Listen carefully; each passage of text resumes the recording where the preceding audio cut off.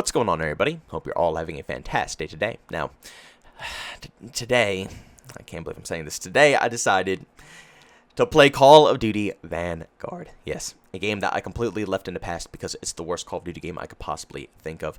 And in my opinion, it was just a holder for Modern Warfare 2 to have extra time in development. They just rushed this sucker out there to get something into the Call of Duty community and get an extra $60, which obviously they were very successful with doing so. But as I said, I decided to hop back on this game and check out Season 4 Reloaded. One new map, one new weapon, and I think that's pretty much it. I don't think they added anything else. Now, to start with the content, it is extremely mediocre. And you could tell that the game is completely dying out. First off, trying to load into this actual new playlist was impossible. I'm playing in the middle of the day. I understand that some people are still at work and stuff like that, but you gotta think, it's summertime. You know, back when I was playing Call of Duty, with Modern Warfare 2, Black Ops 1, World at War, all those games, summertime was a hot time for tons of people to want to go ahead and play COD. Now, obviously, we all went outside and we did our thing during the day, but during the night or afternoon or on extremely hot days, you best believe we're hopping on and playing some Call of Duty.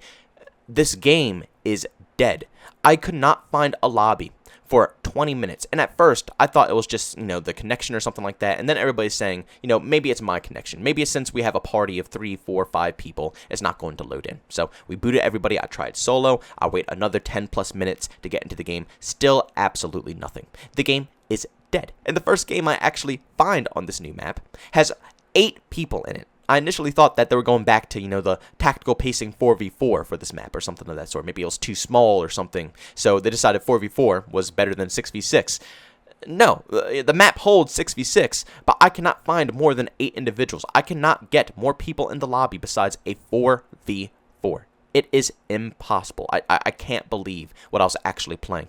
Out of an hour of playtime, I got 2 full 6v6 lobbies. That's extremely absurd, especially when the game mode is made for 6v6 and a brand new playlist, a brand new map that you would think, new content, everybody's going to be pouring into this content. Nobody's there. It's rough. But again, let's talk about the actual map itself. It's unique. It's creative. It gives me World at War vibes. I like the tone that they have. The colors are a little rough to see enemies, so it was a pain in the butt. But overall, it's average. Once again, painfully average, because at a certain point this map feels like a maze. It doesn't even feel like it was developed in any sort of way. It just seems like they chucked a bunch of stuff into this map, cut these very awkward styled alleys, and allowed you to get on any surface in this game. And there's nothing wrong with that. I'm a fan of being able to explore maps.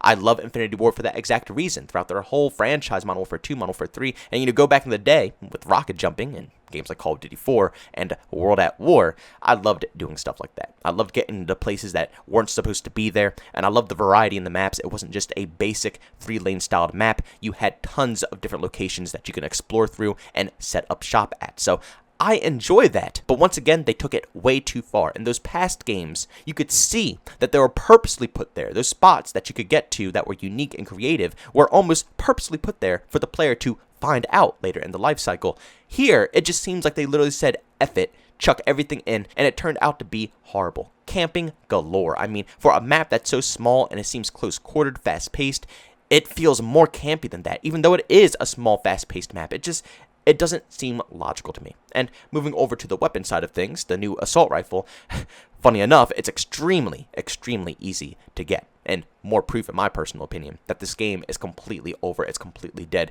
It only takes 15 up-close and personal medals. So basically, you got to be right up in front of someone's face, kill them, and it's going to count for an overall kill. You do that 15 times. I completed it in one match, one singular match. And it's funny because all of the other challenges for Call of Duty Vanguard are challenges that I didn't even consider completing. I have tons of weapons that I did not work for, grind for, or anything of that sort because they are absurd and stupid. This challenge right here is a complete 180-degree turn. And again, this is what we wanted. We wanted easier challenges, so it's more encouraging and more intriguing to want to grind for these weapons because we know it's not going to take us, 5 weeks to do because it's going to be the most boring possible experience known to mankind. But there becomes a point where it's way too basic, way too easy, to where the term challenge, doesn't mean what it's supposed to mean. And that is what I'm seeing here in Vanguard with this weapon. It seems like they know the game is dead, and they know nobody's going to want to sit here and grind anything out. Who the 5 people who are still playing this game, yeah, they're definitely going to want to go ahead and, grind this out. So they're going to make it extremely easy to encourage players to come back and give it a shot. Because, look, instead of having to do a bunch of stupid slide canceling challenges, I only have to kill 15 people up close and personal. I'm an SMG player, I'm a shotgun player, I could do that easily. I'll have a blast doing it, and I can get it done right away. That's what they're doing here, in my personal opinion. But, like I said, I unlocked the weapon. It's average. It's whatever.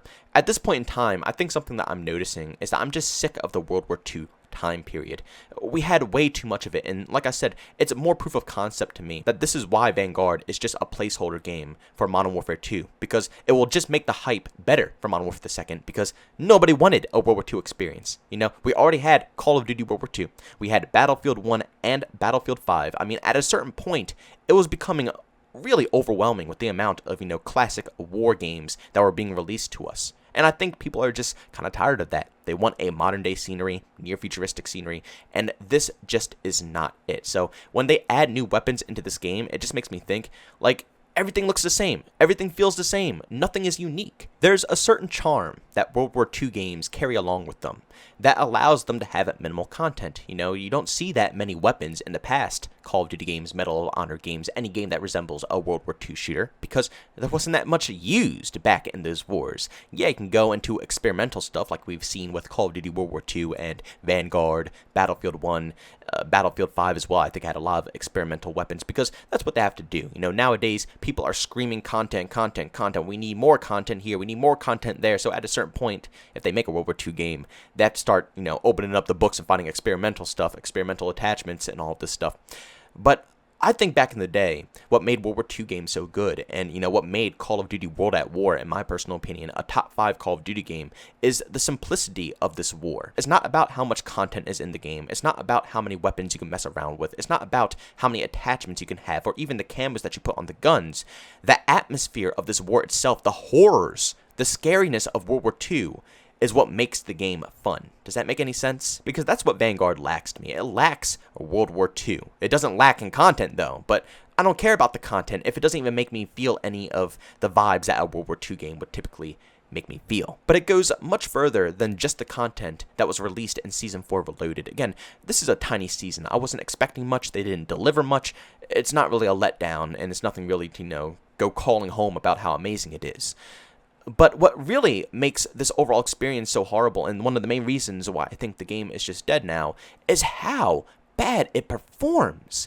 How many months are we after the launch of Call of Duty Vanguard, and it still plays like absolute horrible crap? I mean, the stutters, the packet burst, the connection to the servers, finding players in general that have a good connection just like you, because trust me, it might be annoying getting high ping, but going up against someone who has high ping is really sucky, and also being that person with high ping, going up against someone who has low ping sucks as well. The whole thing just sucks. And the cherry on top of all of this is the skill-based matchmaking. Still till this day, even at such a dead state, it still tries to force me into lobbies with the most competitive players, or people who are at my equal skill level, over just simply connection.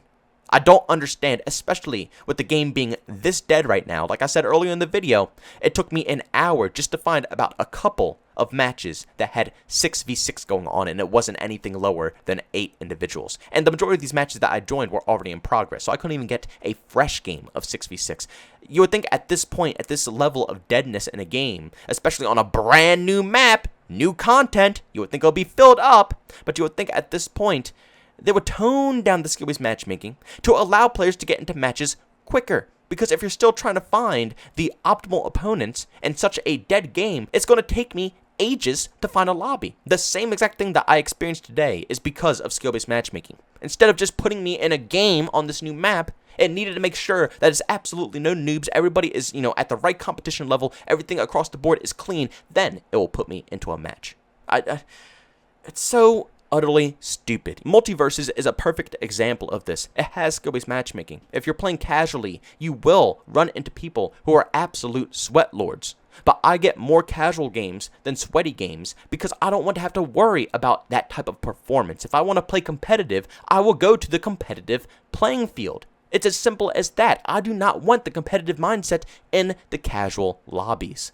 And Multiverses does that perfectly, but Call of Duty, that's what this game has been suffering from for years now. And I guarantee that the next game, Modern Warfare 2, is going to suffer from the same exact problem. Even though there are rumors that they are working on the skill-based matchmaking, I do not believe them in any way, shape, or form. As long as Activision is still the head of this franchise, nothing is happening. Even Microsoft, I don't even trust them at this point. I don't trust nobody. These companies have to start proving us wrong, because the only people who are producing good games are either indie developers or, on the rare occasion, some of these AAA games like Multiverses or Elden Ring. There are some good games out there, but they are very few in between. But ladies and gentlemen, thank you so much for checking out this video. If you enjoyed it, make sure to leave a like. If I hate it, leave a dislike. Also, if you're brand new, enjoy the content, don't forget to subscribe and hit that notification button. Also, if you want to chat with me, there's two ways to do so. I have Twitter and Discord. Put the link down in the description. And also, if you want to catch me live streams of video games, do it over on Twitch. Link that's in the description as well. But guys, thanks so much for tuning in. See you on the next one.